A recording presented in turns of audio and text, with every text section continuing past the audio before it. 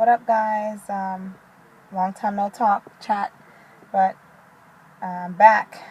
It's been a little stressful trying to get my life together because I have another week and a half before I take the board examination. I've just been reviewing, as you guys know. I finished therapy ed. Sorry, I finished the therapy ed review book that they gave us. It's a little tiny blue book. And then I also finished Score Builder's book completely. I actually did the therapy ed, the small book, twice.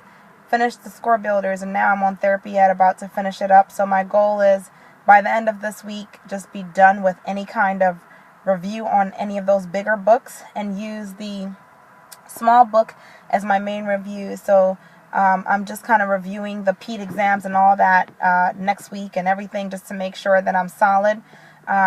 So yeah, I heard from and I read from other vlogs or blogs that it's best to study those PEAT exams, study the rationale, study the questions, just so that you could understand, why didn't I answer this correctly? How was my thinking? Was I thinking too broadly or too narrow? And then going from there. But I took the therapy ed practice exams. I took the Score Builders. I only did better in the Score Builders, but still not great. And then when I took the PEAT, I was like, yes, head finally above waters. I'm finally smart. If you guys don't know, if I haven't mentioned yet, I'm not the best test taker. That was one of my worries going into PT school, was me being not the best test taker. And I've always known this throughout education.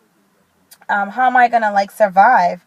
But I did. The good thing about the schooling is that things are specific. You know that, hey, the professor covered musculoskeletal brain anatomy today, so we're gonna be quizzed or tested on brain anatomy. Whereas with the boards, it's so much information, but you don't even know what's gonna hit you. You don't know what's gonna come on. You don't know what topics they're gonna focus on. I mean, we know that the three mains are cardiopulm, neuro, and musculoskeletal. But you still don't when I first started taking these practice tests, I realized that musculoskeletal was my weakness. So I was kind of I worked on it, and I saw improvements, great improvements actually, over the time. Neuro was my strong suit. Neuro's always been, and I always knew coming in as a PTA that neuro was my stuff. Cardiopulm, I was kind of in between, but I was always also proficient in it. Yeah, so that's been the main thing. But I got, this whole experience with studying for boards got me thinking, did I make the right decision? Is PT still what I want to do? And then with the offers that these employers are giving, it's kind of is it worth it? Was it worth it, me having all these loans and y'all not paying me even up to so anyone out there who's a PTA, who's trying to go PT, understand that if you're doing it for the money, I hate to tell you, but you might not, unless you're going to have your own business and do other things, work extra, but you might not be happy if you're doing it for the money per se. Simply because the offers that I've gotten are disrespectful, honestly, to tell you the truth. And my pitch to these employers is, listen, I'm not coming in this thing not knowing left from right. I am a treating therapist first. I'm a PTA. PTAs are treating therapists. A great PTA is one who knows how to treat the heck out of patients. And that's what we're taught anyways. But unless I'm in a hospital setting, I'm not going to be evaling every single time. I'm going to be treating the majority of the time, probably 70% of the time. So I know that, yes, I'm a fresh PT, but you should consider my experience. I'm not coming in as a novice. I'm coming in kind of like a novice only in assessments and maybe the other aspects that come with managing as a PT.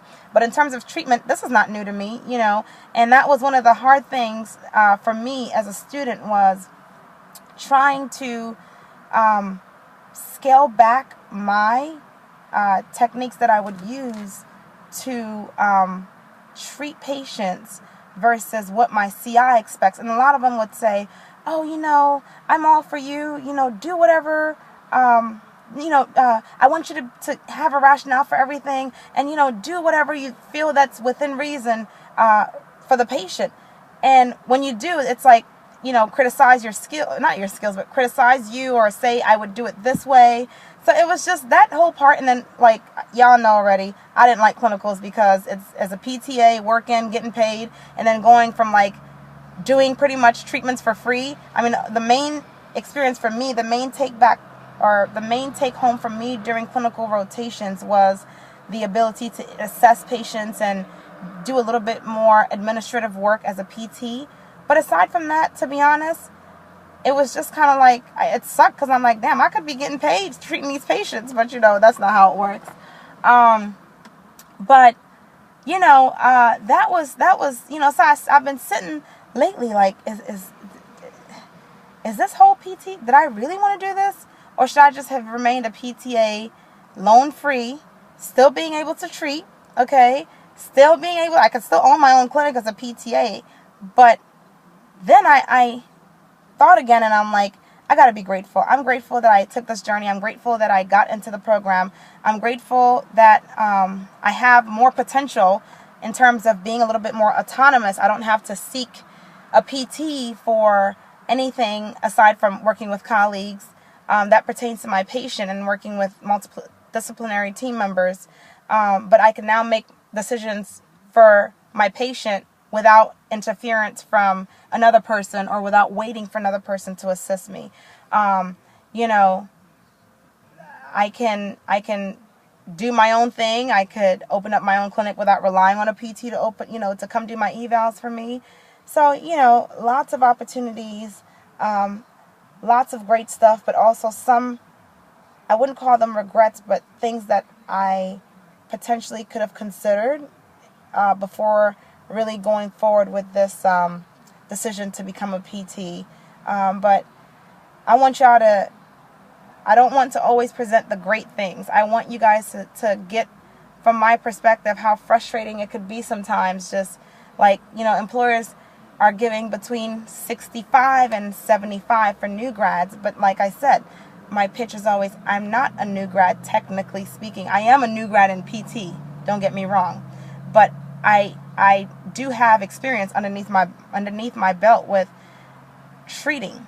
And so it's kind of, frustrating and insulting at the same time when these employers want to give you less coming from my position as a PTA to PT.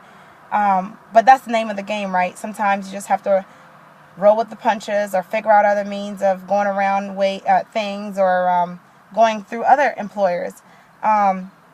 So for those of you out there that are considering, PTA, going to PT, consider these things. I'm stressed out, like, with this exam. I started working again. I'm back to working in a SNF this time, and it's okay, but I don't see myself doing this too long term in a SNF, maybe like PRN or part-time. But like, when I was at home, waking up every morning, hitting the books, going to bed, staring at the book. Like, I can't even, when I'm chilling or going out with friends or hanging out with my family, my daughter, I'm always thinking about studying. Like, there's no rest. All this for just, I ain't even going, I'm not even, just a little vent, but I'm grateful. Don't get me wrong. I'm very excited for my decision, and I'm glad that I made it this far, and I pray that I make it further. But just want to give you guys a perspective that is realistic and real life. So anyways, take it with a grain of salt, and I'll chat with y'all later.